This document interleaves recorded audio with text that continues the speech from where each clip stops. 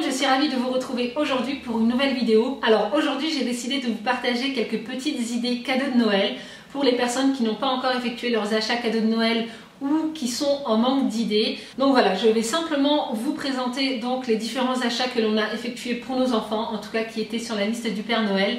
Mais je vais également vous présenter quelques jeux jouets coup de cœur, essentiellement des jeux de société, parce que nous on aime beaucoup tout ce qui est jeux de société à faire en famille ou entre amis, peu importe. Mais voilà, j'espère donc que cette vidéo vous donnera quelques petites idées.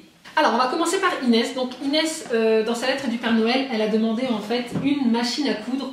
Donc franchement c'est vraiment quelque chose qui m'a agréablement surprise, je m'y attendais pas du tout. Je savais pas du tout que ma fille était intéressée par la couture. Bon après je sais qu'elle adore tout ce qui est loisirs créatifs. Mais voilà, j'ai vraiment été surprise par sa demande. Donc du coup je lui ai pris celle-ci. Hein. Pour une première fois je me suis dit que ça ferait l'affaire. Mais voilà, donc c'est une petite machine en plastique. Mais quoi qu'il en soit, il y a quand même la vraie aiguille avec la pédale. Et voilà, c'est vraiment une vraie machine à coudre. Et j'ai dû la payer dans les 25-30 €, quelque chose comme ça. Si c'est vraiment quelque chose qui l'intéresse, je compte lui prendre des cours de couture. Parce que je sais que chez Mondial Tissu propose des cours de couture pour enfants. Donc voilà, je me suis dit que ce serait une petite activité mère-fille à partager ensemble, en sachant que moi aussi j'ai une machine à coudre. Donc voilà pour son premier cadeau. Ensuite, toujours pour Inès, je lui ai pris, donc chez Mondial Tissu, j'ai trouvé ce kit de tapisserie. Voilà. Donc ça, moi, c'était quelque chose que j'adorais faire quand j'étais petite. Je pouvais passer des heures à faire ça. Et du coup, je me suis dit, comme elle était intéressée par la couture, pourquoi pas tester ce petit kit de tapisserie. Voilà, donc là, je lui ai pris un petit château de princesse. Et ça m'a coûté 10 €. Ensuite, toujours pour Inès, je lui ai pris en fait ce kit première déco. Voilà, donc pour qu'elle puisse réaliser son prénom en tricotin. Donc ça en fait c'est quelque chose qu'elle n'a pas forcément demandé au Père Noël, puisque dans sa lettre du Père Noël elle avait simplement demandé donc sa machine à coudre, mais sinon en fait elle avait demandé des jeux ou des ateliers de loisirs créatifs. Donc du coup je me suis dit que ce serait intéressant de lui prendre ça, et ce sera quelque chose qu'elle pourra décorer donc dans sa chambre. Voilà. Donc ce kit je l'ai payé 15 €. Ensuite, dernier cadeau pour Inès, je lui ai pris en fait cette boîte de magie. Voilà, parce que Inès est une petite farceuse, elle aime bien faire des tours de magie et tout ça. Donc du coup, je me suis dit que ça pourrait lui plaire. Et ici, donc, il y a tout le kit pour pouvoir réaliser les tours de magie. Voilà, donc ça, c'est un jouet que j'ai acheté chez King Jouet et qui m'a coûté dans les 19 €. Alors, autre petite idée cadeau de Noël pour petite fille, il y a ce jeu Glitterise de la marque Lancée. Voilà, qu'Inès a adoré tester, hein, parce qu'elle a eu la possibilité de le tester. Et le but en fait est simplement de pouvoir mettre des paillettes ici, donc sur différentes illustrations disponibles dans la boîte. Donc le thème de cette boîte est conte de fées, mais il me semble que vous avez également d'autres thèmes disponibles. Mais voilà, en tout cas Inès elle a adoré, hein, voilà, conte de fées, paillettes, c'est une fille, hein, j'ai envie de vous dire. Mais en temps normal, moi je ne suis pas forcément fan de ce genre de jeu, parce qu'on peut vite se retrouver avec des paillettes partout dans toute la maison. Mais Glitterise a eu l'intelligence de mettre ce petit support. Et donc Inès, voilà, elle pose son illustration là-dessus, elle met les paillettes qu'elle veut, et une fois qu'elle a terminé, ben moi ça va me permettre en fait de récupérer les paillettes qui sont restées sur le support via un entonnoir, et donc éviter le gaspillage. Et également m'éviter de me retrouver avec des paillettes dans toute la maison. Donc vraiment ça, ça a été très très astucieux par Glitterise, ce qui en temps normal n'est pas le cas pour d'autres jeux. Mais ça moi j'ai beaucoup aimé, et Inès elle s'est éclatée à faire ces petites illustrations. Donc voilà une petite idée cadeau pour les petites filles qui aiment tout ce qui est conte de fées et paillettes. Ensuite, on passe à Eden. Donc, comme vous le savez, Eden n'a que 2 ans et demi, donc il n'a pas fait de lettre au Père Noël. Mais voilà, je lui ai quand même pris 2-3 petites choses. Je lui ai pris ces puzzles. Voilà, j'en ai pris 2. Donc, ces puzzles sont de la marque Ravensburger. Et la particularité de ceux-là, c'est qu'ils sont waterproof. Donc, il va pouvoir les salir autant de fois qu'il veut. Je vais pouvoir les laver autant de fois que je veux. Donc ça, j'ai trouvé ça super astucieux, en sachant qu'un accident s'est vite arrivé, il peut vite faire tomber son biberon et abîmer un puzzle. Là, le principe de pouvoir le nettoyer après, j'ai trouvé ça super intéressant. Mais bon, bref. En tout cas, Eden, en ce moment, il est dans une période puzzle, comme il est dans une période choupi, comme il est dans une période Lego. En tout cas, à la crèche, on m'a dit qu'il adorait faire les puzzles. J'en ai ici, mais bon, qui ne sont pas forcément adaptés à son âge. Donc du coup, voilà, je lui ai pris ces 2 petits puzzles. Donc ceux-là sont à partir de 24 mois et j'ai dû payer, je crois, la boîte 5-6 €. Ensuite, toujours pour Eden, en tout fan de Choupi qui se respecte, ben, je lui ai pris un cadeau Choupi. Voilà. Donc ça, c'est quoi? C'est un quiz. Premier jeu électronique avec 12 planches illustrées. Voilà, donc ça va pouvoir en fait l'alimenter en vocabulaire. Voilà, qu'est-ce qu'il y a? Il va pouvoir trouver tous les objets de la salle de bain, les objets de la cuisine, les objets du jardinier, de Fanny et tout et tout et tout. Mais voilà, avec un petit stylo sonore. Ça, il me semble que j'ai dû payer ça 15 € je crois. Mais bon, comme il est fan de Choupi, je me suis dit que ça lui ferait plaisir. Ensuite, dernier cadeau pour Eden, je lui ai pris en fait ce kit, cette petite box initiation, le petit artiste.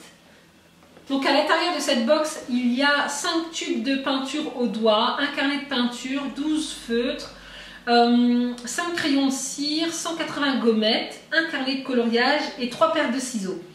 Donc Eden, il adore faire ce genre d'activité à la crèche, donc voilà, je me suis dit que ça lui ferait plaisir de pouvoir en fait avoir un kit comme ça à la maison. Ce kit m'a coûté 22 € je crois. On passe à Ryan. Alors Ryan en fait c'est un enfant qui a 10 ans comme vous le savez et c'est un enfant en fait qui est en train de changer, qui est en train de passer à un stade de pré-adolescent, j'ai envie de dire, même si j'aime pas trop ce mot là parce que pour moi ça restera toujours mon bébé, mais c'est vrai qu'il commence à changer, ses centres d'intérêt commencent à changer également.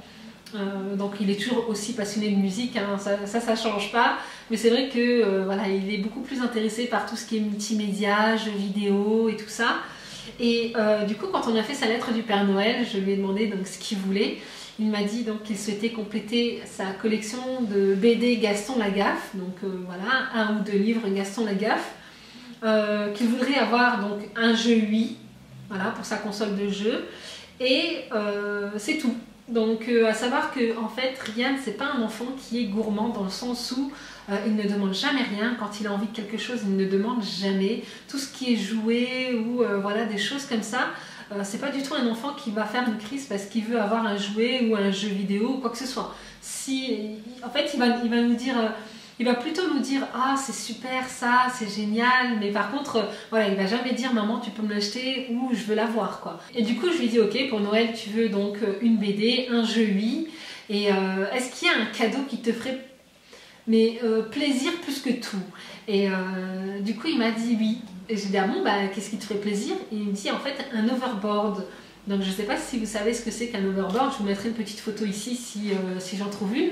Mais en fait, c'est un espèce de truc comme ça, sur des roues, on se pose dessus et puis le machin il avance tout seul. Je sais que c'est quelque chose en fait qui m'avait déjà parlé parce qu'il y a plein de copains à lui qui en ont à l'école et puis voilà, il n'arrêtait pas de me dire mais c'est super ça, c'est génial, oh il a de la chance d'en avoir un et tout, mais voilà, il m'a jamais dit en fait qu'il en voulait un et du coup là en creusant un peu, il m'a vraiment dit qu'il souhaitait en avoir un. C'est quelque chose qui n'est pas du tout donné dans le sens où le prix minimum est de 150 € pour le bas de gamme et ça peut aller jusqu'à 400-500 €.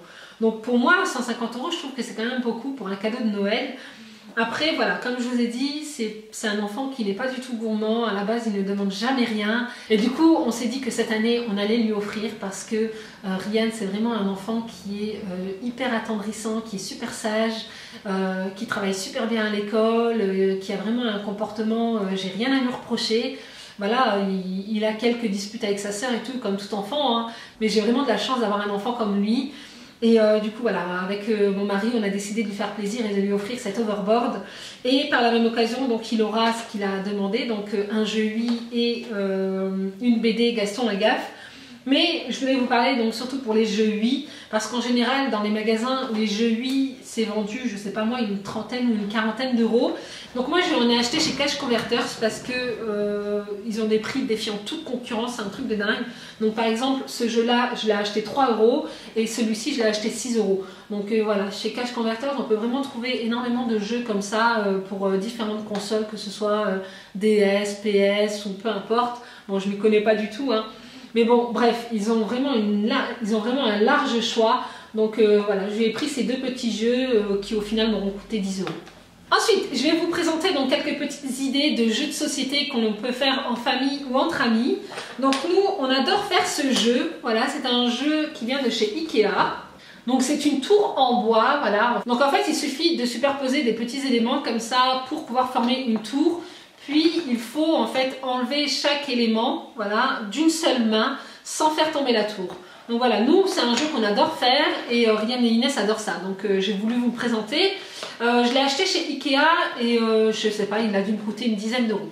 Ensuite, autre jeu de société qu'on adore faire, c'est le Monopoly. Donc celui-ci c'est le junior, voilà, à partir de 5 ans. Voilà, vous connaissez tous hein, le jeu Monopoly. Mais en tout cas, Ryan et Inès adorent jouer à ce jeu, donc c'est pour ça que je vous les ai mis dans mes favoris jeux de société. Ensuite, autre jeu de société que l'on peut faire en famille, c'est le Time's Up Family. Voilà, donc ça on adore parce que comme vous avez pu le voir dans un de mes vlogs, on adore jouer aux mimes. Alors le but de ce jeu est de faire deviner des mots, des objets, des animaux ou peu importe. Et en fait il y a plusieurs manches. Il y a une première manche où on va décrire sans nommer l'objet. Ensuite il y a une deuxième manche où on va devoir le mimer. Puis la troisième manche où en fait il va falloir faire deviner ce que l'on recherche en un seul mot. Bon, en tout cas voilà, c'est vraiment un jeu qui est intéressant parce que ça fait vraiment travailler l'imagination. Et puis en plus de ça, voilà, les enfants peuvent jouer entre eux. Et nous on peut également jouer avec eux parce que ça reste quand même un jeu très très fun. Ensuite, autre jeu que l'on adore faire, c'est le puissance 4. Hein. Voilà, ça c'est un indémodable, mais nous on adore. Même Ryan et Inès adorent faire ça. Donc voilà, je trouve que c'est super intéressant parce que ça fait vraiment travailler la concentration pour éviter d'avoir 4 pions alignés. Mais voilà, c'est vraiment un jeu qu'on adore faire. Ensuite, autre jeu de société qu'on adore, c'est le Scrabble. Voilà, hein, ça aussi c'est un indémodable. Donc celui-ci c'est pour les enfants, hein, c'est le spécial junior. C'est à partir de 6 ans. Voilà. Mais c'est un jeu que j'aime beaucoup parce que du coup ça permet également de travailler donc, ce vocabulaire et aussi l'orthographe. Voilà, tout en s'amusant. Donc tous les jeux de société que je viens de vous présenter, ce ne sont pas des jeux que je viens d'acheter, hein, c'est des choses qu'on a accumulées au fil des années. Mais voilà, en tout cas, ça reste quand même nos coups de cœur en termes de jeux de société. Ensuite, autre jeu de société que je voulais vous présenter, mais celui-ci, je viens de le recevoir. Donc c'est le Best of Music de la marque Lancé. Donc c'est un jeu de société familial, mais c'est à partir de 12 ans. Voilà, c'est de 2 à 6 joueurs. Et en fait, on peut également jouer en équipe. Donc c'est un jeu qui est juste parfait si vous êtes fan de musique et si vous voulez tester votre culture musicale.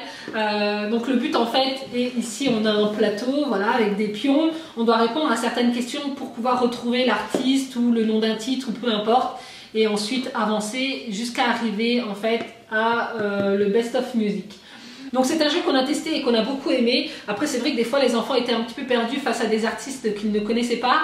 Mais ça reste quand même, c'est quoi, les musiques, ça commence à partir des années 60 jusqu'à aujourd'hui. Donc voilà, il y a certains artistes qu'ils connaissent comme Louane et tout ça.